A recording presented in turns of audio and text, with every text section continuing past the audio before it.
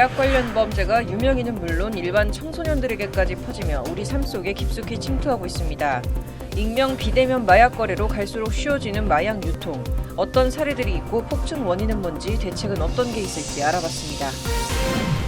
치킨집에서 알바비를 떼인 동생 때문에 변호사가 되기로 결심했다. 지금은 서민의 삶을 송두리째 파괴한 전세 사기 범죄를 도맡아 하는 부동산 소송 전문가 김영철 변호사의 인생 얘기를 듣고 왔습니다.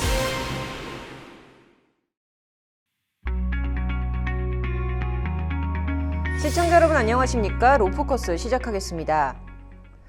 마약 투약으로 검거된 유명인이나 일반인을 뉴스에서 접하는 건 이제 낯선 일이 아닙니다.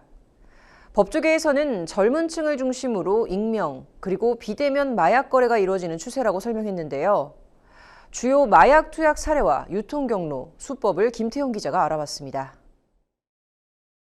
작곡가 돈 스파이크, 아이돌 출신 가수 남태현, 방송인 서민재, 또 배우 유아인 씨. 지난해 마약 혐의로 재판받거나 수사받은 연예인입니다. 돈 스파이크 씨는 14회에 걸친 필로폰 투약, 7차례에 걸쳐 마약을 유포한 혐의로 지난해 9월 대법원에서 징역 2년을 확정받았습니다. 마약류 관리법 위반 혐의로 기소된 가수 남태현 씨와 서민재 씨. 검찰은 남 씨와 서 씨에 각각 징역 2년과 징역 1년 6개월을 구형했습니다. 마약 상습 투약 혐의를 받는 배우 유아인 씨 역시 대마 흡연 혐의와 프로포폴 투약 혐의를 일부 인정한 것으로 알려졌습니다. 이 같은 마약 투약은 비단 연예계에서만 일어나는 일은 아닙니다. 이미 일반 시민들, 특히 젊은 층을 중심으로 전파되고 있습니다. 해외여행이나 유학의 경험이 젊은 층 사이에서 과거에 비해서 현저하게 늘었죠. 그러니까 외국에서는 이런 좀 가벼운 마약들이 너무 쉽게 유통이 되기 때문에 유학이나 여행을 가서 쉽게 접하고 그런 마약들을 다시 한국에 가져와서 재투약하는 경우가 굉장히 많이 늘은 것 같고요. 지난해 말 광주의 한 주택가. 한 남성이 원룸 화단을 뒤적이더니 무언가를 집어넣고 휴대전화로 사진을 찍습니다. 대마와 필로폰 등 여러 마약류를 숨겨두고 간 겁니다. 아파트 북도 수도 계량기에 무언가를 넣어두는 남성. 며칠 후 또 다른 남성이 같은 수도 계량기를 열어 물건을 꺼냅니다. 두 사례 모두 판매자가 마약을 두고 가면 구매자가 찾아가는 방식으로 거래했습니다. 이런 방식은 이른바 던지기 수법으로 불립니다. 최근에는 초등학교 화단에 숨겨두거나 호텔에 투숙하는 것처럼 들어간 뒤 침대 베개 밑에 현금을 두고 외출하면 그 사이 판매자가 들어와 현금을 가져가고 마약을 숨겨놓고 나가는 사례도 적발됐습니다. 마약은 청소년들에게도 파고들었습니다. 지난해에는 학원에서 만난 고등학생 3명이 텔레그램을 통해 마약을 거래했고 거래량이 늘어나자 부모에게 공부방이 필요하다고 말해 오피스텔을 계약하고 마약 유통 사무실로 사용한 사실도 적발됐습니다. 대범하게 성인을 운반책으로 고용해 배달 건별로 현금을 지급했는데 여기서도 던지기 수법이 사용됐습니다. 마약을 파는 사람은 돈을 받고 마약을 미리 숨겨놔요. 그러면은 그리고 나서 그 좌표만 마약 구매자한테 전달하는 거죠. 그럼 나중에 마약 구매자들이 마약이 숨겨져 있는 곳에 가서 물건을 찾아오는 방식이에요. 이러한 유통 방식을 던지기라고 하거든요. 그래서 대부분 이렇게 던지기 형식으로 마약이 유통되고 있고요. 마약을 만성적으로 투약하면 집중력과 통제력 조절이 어려워 충동적인 행동을 저지르게 하고 중독성이 강해 완전히 끊는 데까지 큰 어려움이 따릅니다. 가장 큰 문제는 욕구 제어 기능을 잃으면서 살인이나 가정폭력, 아동학대, 또 성범죄 등 2차 강력범죄가 발생할 수 있다는 점입니다. 법조계에서는 작은 호기심으로 시작한 마약은 개인의 삶을 망가뜨리고 사회에 많은 위험을 초래할 수 있다며 시민들의 주의를 당부했습니다. 법률방송 김태용입니다. 앞서 보셨던 남녀노소 불문 한국 사회 내 마약 범죄가 급증하면서 이를 차단하기 위한 논의가 지속적으로 이루어지고 있습니다. 마약 범죄를 예방하기 위해선 마약 사범들이 폭증할 수밖에 없는 근본 원인을 찾아야 할 텐데요. 대한민국에 드리워진 마약의 그림자, 도대체 그 원인이 어디에 있는지 찾아봤습니다.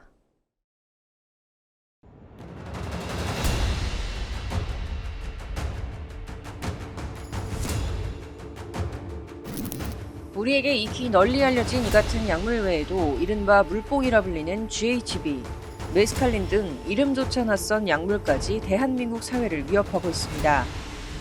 하루가 멀다 하고 마약 관련 뉴스가 쏟아지는 요즘, 마약 범죄가 폭증한 주요 원인에도 이목이 쏠리고 있습니다. 마약 범죄 증가의 가장 큰 요인으로 SNS가 꼽히고 있습니다. 익명 활동이 가능한 카카오톡 오픈 채팅이나 텔레그램 등을 악용한 마약 거래가 손쉽게 이뤄지기 때문입니다. 특히 인터넷과 SNS를 통한 1, 20대 청년층 사이에서의 마약 유통 사례가 급증하는 것도 주목해야 할 점입니다. 한국마약퇴치운동본부가 조사한 자료에 따르면 20대 마약 사범은 2017년 2112명에서 2019년 3521명으로 급증했고 이후 2020년 4,493명, 2021년 5,077명, 2022년 5,804명으로 해마다 가파른 증가세를 보였습니다. 또한 10대 청소년 마약 사범수 역시 지난해 급증했습니다. 지난 2017년 119명, 2019년 239명, 2021년 450명을 거쳐 2023년 875명으로 폭증하면서 7년간 약 735%의 증가율을 기록했습니다. 강남 학원과 대치동 마약 음료 사건과 같이 청소년들에게까지 확대된 SNS 마약 유통은 연령대를 불문하고 점차적으로 확대되고 있는 실정인 겁니다. 온라인 마약 유통 사범들은 보통 해외에 거점을 두고 SNS를 이용해서 마약을 유통하는데 카카오톡 오픈 채팅이나 텔레그램 같은 온라인 메신저를 통해서 비트코인을 이용하여 마약을 거래하면 추적이 어렵다면서 구매자들을 부추기는 방식입니다. 처벌에 대한 두려움과 호기심 사이에서 갈등하는 젊은이들을 유혹하는 수법으로 볼 수 있습니다. 현재 온라인을 통한 비대면 마약 거래가 빈번하게 이루어지고 있기 때문에 그 온라인 매체에 접근이 상대적으로 쉬운 1, 20대들이 그 별다른 죄의식 없이 호기심에 마약을 시작하고 계속해서 구매를 하게 된다. 해외에서 손쉽게 마약을 구해 국내로 유입되는 현실 역시 마약 범죄 증가의 또 다른 원인으로 거론됩니다. 해외 직구를 통해 마약을 구입하는가 하면 해외에서 씨앗을 구입해 국내로 들여와 대마를 재배한 후 판매하는 등의 일도 쉽게 볼 수 있어서입니다. 또한 수십억 원 상당의 마약을 외국인 판매자가 밀수해 국내로 들여오기도 합니다. 일례로 지난해 8월 태국 국적의 불법 체류자들이 두 차례에 걸쳐 무려 5만 명이 동시에 투약할 수 있는 마약을 전자기타 등에 숨겨와 밀수한 혐의로 구속 기소됐습니다. 관련해서 대검찰청이 밝힌 지난해 상반기 압수된 마약류 73.2%는 외국에서 유입된 것으로 확인되기도 했습니다.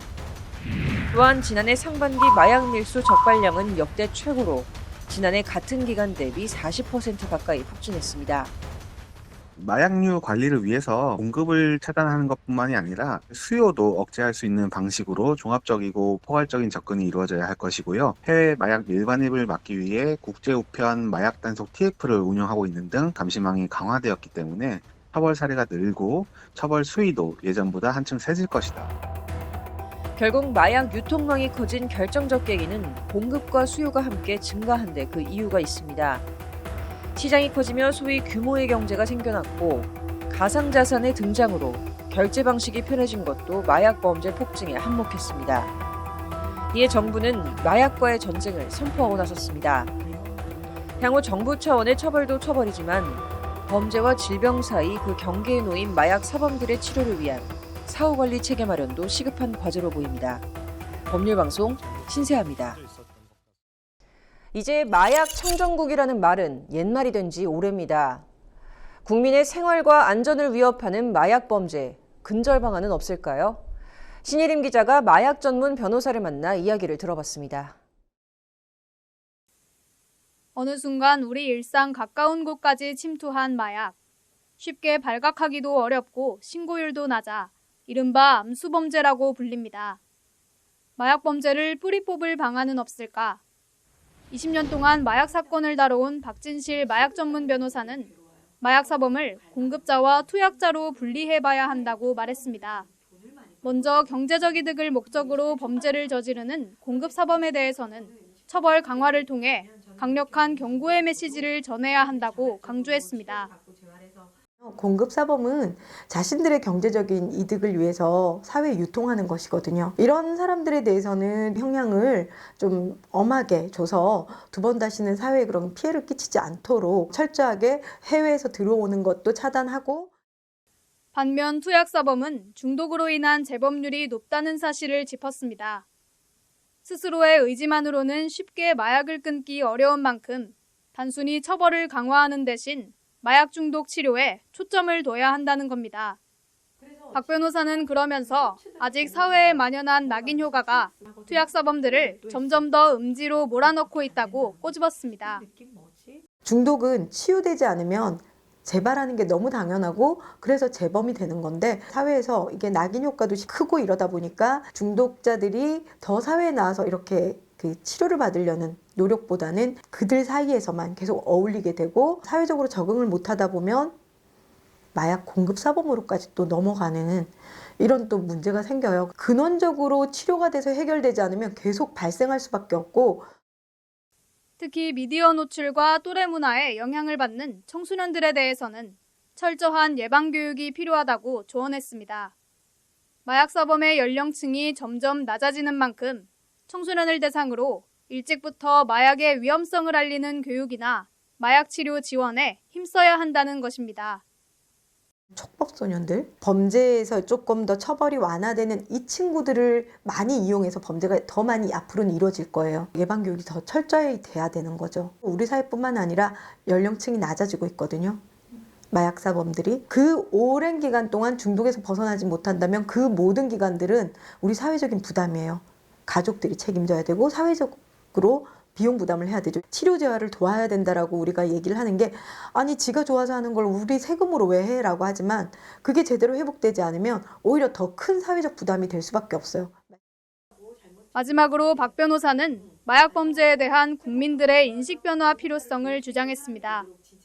마약 중독에 대해 섣부른 편견을 가지기보다는 치료가 필요한 질병으로 인식해 관리해야 장기적인 관점에서 사회에 도움이 된다는 겁니다. 최근에 이 부분에 대해서 제도적으로 보완을 하고 있지만 결국은 국민들의 인식이 변화되지 않으면 이 부분에 지속적인 그 경제적, 인적 지원이 되지 않거든요. 국민의 인식을 전환을 바탕으로 지속적인 지원을 통해서 마약 중독자들이 회복되게끔 돕고, 마약 문제는 각 분야마다 다 노력을 해야 되지만 인식 변화도 굉장히 중요한 부분이라고 저는 생각해요. 한번 빠져들면 헤어나오기 어려운 검은 유혹 마약. 중독의 고리를 끊기 위해서는 여러 복합적인 지원 대책이 필요해 보입니다.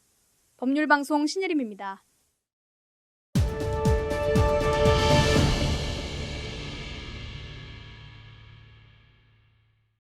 요즘 서초동에 부동산 분쟁 해결사로 이름을 날리는 변호사가 있습니다. 바로 김영철 변호사인데요. 특히 서민의 삶을 송두리째 파괴해 공분을 사는 전세 사기 같은 사건을 접할 땐 안타까운 마음을 감추기 힘들다고 합니다. 치킨집에서 알바비를 떼인 동생 때문에 변호사가 되기로 결심했다.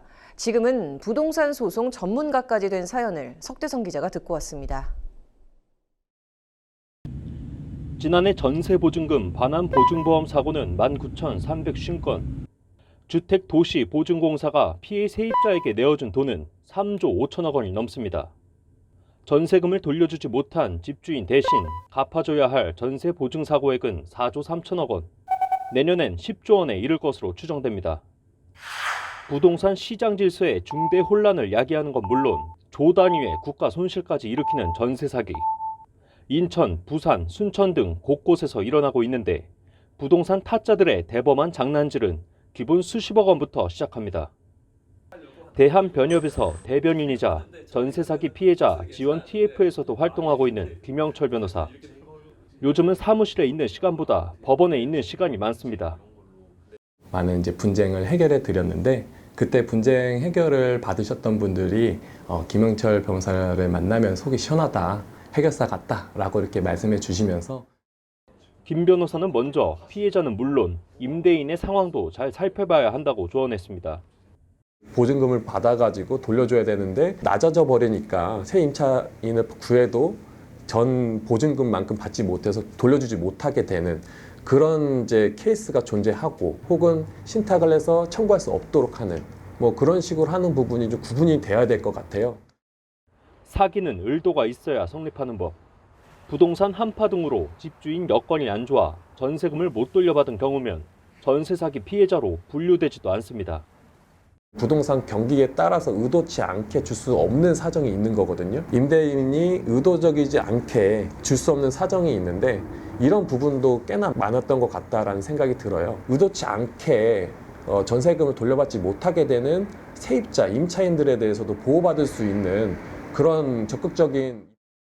어릴 적부터 법에 관심이 많았고 드라마 낭랑 18세를 보며 막연한 법조인의 꿈을 가졌던 김 변호사. 법조인이 돼야겠다는 결정적 계기를 맞이합니다. 동생이 치킨집 아르바이트를 좀 했어요. 급여를 받지 못했다는 거예요. 그때 당시 잘 알지도 못하는 근로기준법을 내세우면서 결국 동생한테 미지급 급여를 받아줄 수 있게 되었는데요. 강제력이 동반되는 사회 규범인 법에 대한 중요성을 절실하게 알게 되었고요. 변호사가 된 후 첫 입사한 회사는 부동산 분야 전문 로펌이었고, 김 변호사는 이곳에서 동생보다 더한 곤란을 겪는 이들을 만나게 됐다고 합니다. 김 변호사는 부동산 관련 여러 문제 중에서도 특히 재건축, 재개발 분야를 주목하고 있습니다. 전세 사기 파장이 지나가면 다음으로는 재건축, 재개발과 관련한 분쟁이 커질 것으로 예상했기 때문입니다. 실제 지난해 외지인이 서울 아파트를 적극 매수한 것으로 나타났는데, 강동 지역 고덕지구 신축이나 명일동 재건축 추진 단지 등에서도 외지에서의 투자가 몰리고 있는 것으로 전해집니다. 무엇보다 중요한 건 조합장과 집행부. 이들에게 문제가 생기면 사업 전체가 지연되고 동력도 상실하기 때문입니다. 정비 사업의 시작은 조합 임원의 선출이기 때문에 그래서 중요하다고 볼 수밖에 없다고 생각이 듭니다. 조합장님이 헌신적으로 사업을 추진하다가 해임총회가 열려가지고 해임된 사례가 있었습니다. 전 조합장을 상대로 형사 고소를 보복적으로 했고, 판사님조차도 이거 횡령으로 보이는데 무죄 주장하는 것이 맞냐라고 이렇게 할 정도로 조합을 그 피신청인으로 하는 임시총회 개최 금지 가처분 신청이었기 때문에 부득이 개인 명의로 신청할 수밖에 없었고, 신청 결과에 대한 실질적인 이해 당사자가 조합이었기 때문에 그 변론을 재판부가 받아들여 줘가지고 의뢰인이 이제 무죄로 이제. 제도 개선의 필요성도 강조했습니다. 간행적으로 집행부가 바뀌게 되면은 새 집행부가 농공행사식으로 새 협력업체를 선정하게 되는데, 그러면 기존에 있던 업체가 나가게 되면서 조합에다가 손해배상 청구 소송을 제기합니다. 결국에는 그 손해배상금만큼 조합원들의 금전적인 손해를. 현행법상 조합 임원 해임에 관한 총회는 조합원 10분의 1 이상의 요구로 소집. 명분만 만들면 쉽게 해임이 가능하기 때문에 해임총회 소집 정족수를 5분의 1로 높여야 한다는 방안도 제시했습니다. 목표는 제 이름이 하나의 브랜드가 되는 것입니다. 다양한 사건과 관련 사건의 진행을 통해서 월등한 경험과 지식을 갖춰가지고 제 의뢰인분들에게 더욱더 도움이 될 수 있는. 부정한 수단으로 얻은 이익은 결국 그 가치를 잃는다. 대한민국 세대수 2325만, 2300만 가구를 먹잇감으로 노리는 사기 행각은 오늘도 곳곳에서 벌어질 겁니다. 자신의 이름이 하나의 브랜드가 되길 바란다는 김 변호사. 10여 년 전 동네 해결사에서 지금은 2300만 가구의 해결사가 된 그는 오늘도 재판정으로 나섭니다. 법률방송 석대성입니다.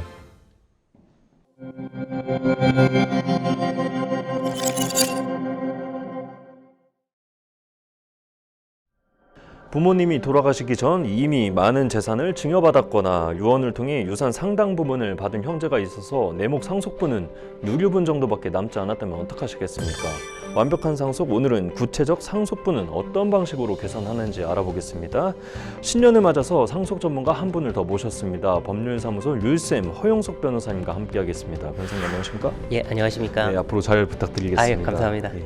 변호사님, 일단 뭐 상속분은 뭐 계산이 정말 복잡하다고 있다고 얘기를 많이 들었었고, 저도 지금 이제 진행을 하면서 느끼는 게 정말 많이 복잡하구나 이런 생각이 많이 들었는데요.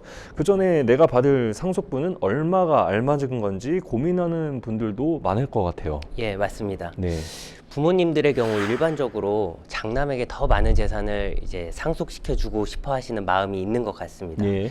장남이나 혹은 특별히 예뻐하는 자식이 있다면 부모님이 돌아가시기 전에 네. 이미 많은 재산을 증여받는 경우가 많습니다. 예. 그렇다 보니 부모님 사망 후 남은 재산이 얼마 없어서 다른 형제들은 상속받을 재산이 얼마 없는 경우들도 있습니다. 네. 이 경우 그런 형제들은 그럼 난 도대체 얼마 상속받는 거지 하면서 이제 구체적 상속분을 계산해 보고 네. 이건 너무 적어서 상속 소송을 진행해야겠다 이런 판단을 하시곤 하시죠. 네, 오늘 완벽한 상속은 이 산술 문제가 좀 많이 다뤄질 것 같은데요. 일단 구체적 상속분을 계산하는 게 쉽지 않잖아요. 맞습니다. 그 상속 재산만 정확히 뭐 특정이 된다 그러면은 법적 상속분대로 뭐 안분하면 되니까 뭐 계산이 비교적 간단한데, 그 증여나 유증 등이 있을 경우에는 좀 계산이 복잡해져요. 네, 맞습니다. 부모님 재산이 이제 돌아가시기 전부터 돌아가실 때까지 부모님 소유로 그대로 남아 있었다고 하면 계산이 비교적 간단합니다. 네.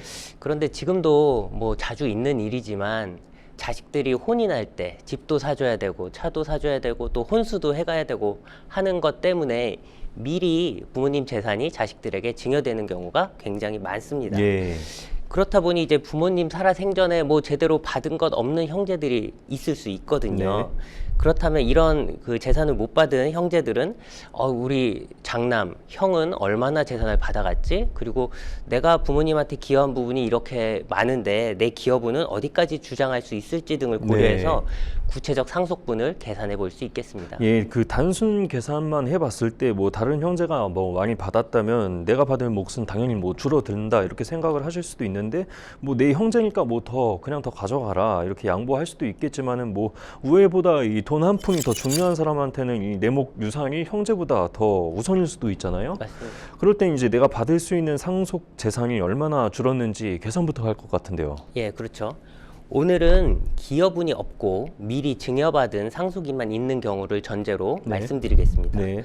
먼저 몇 가지 용어나 기본 이론을 정리하고 넘어갈 필요가 있는데요. 재산을 미리 가져간 형제가 있는 경우 아까 장남으로 가정했는데 네. 이때 먼저 장남이 가져간 재산을 특별 수익이라고 부릅니다. 특별 수익. 예, 예. 특별 수익은 특별 수익을 받은 장남과 같은 상속인을 특별 수익자라고 부르는데요. 예.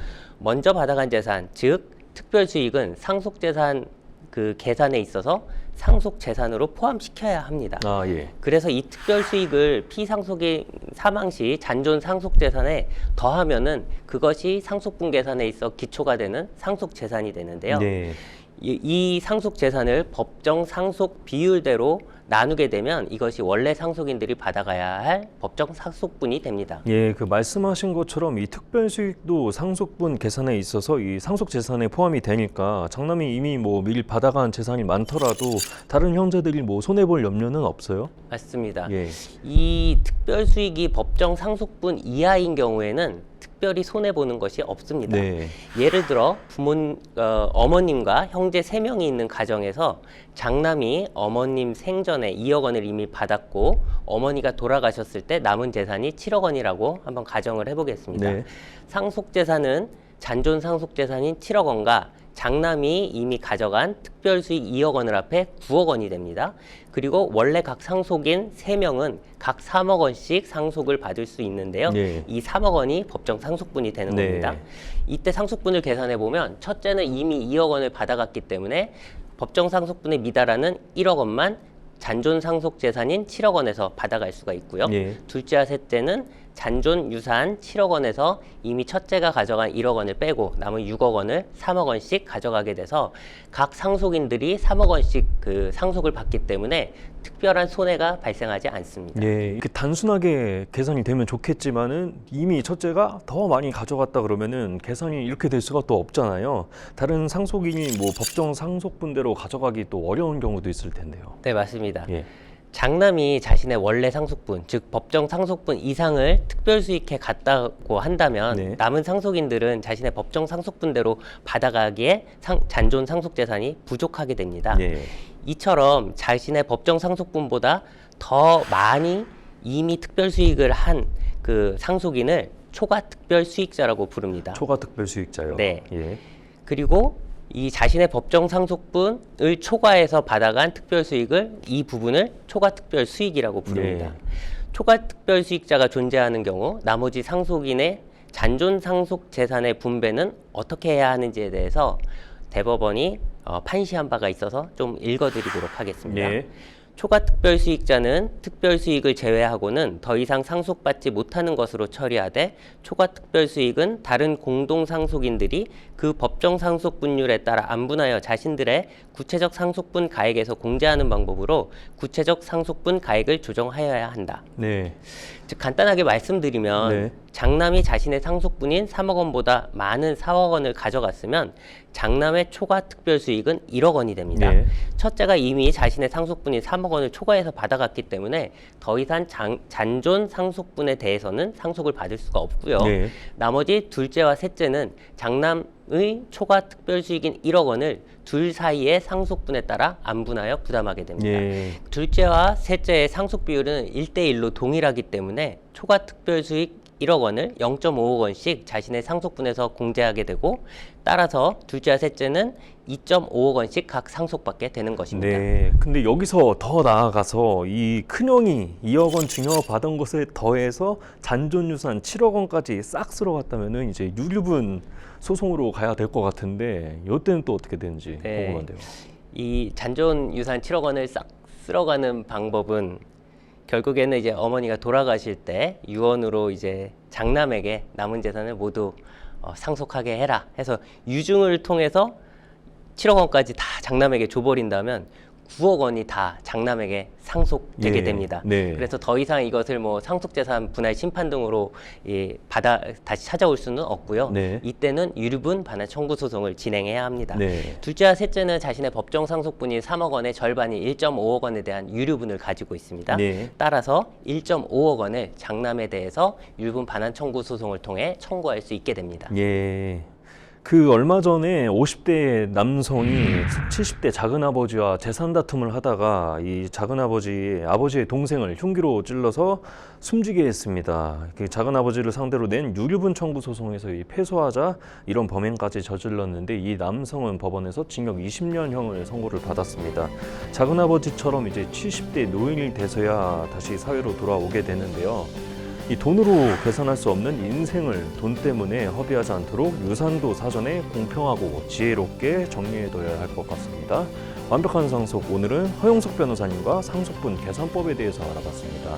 함께해 주신 변호사님 감사합니다. 감사합니다.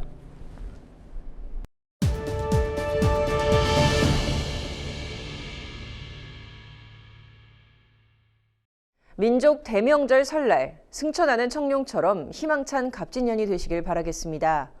모두가 마약으로부터 안심하는 한 해가 되도록 모두가 노력해야 할 것입니다. 이번 주 로포커스 여기서 마치겠습니다. 시청해주셔서 고맙습니다.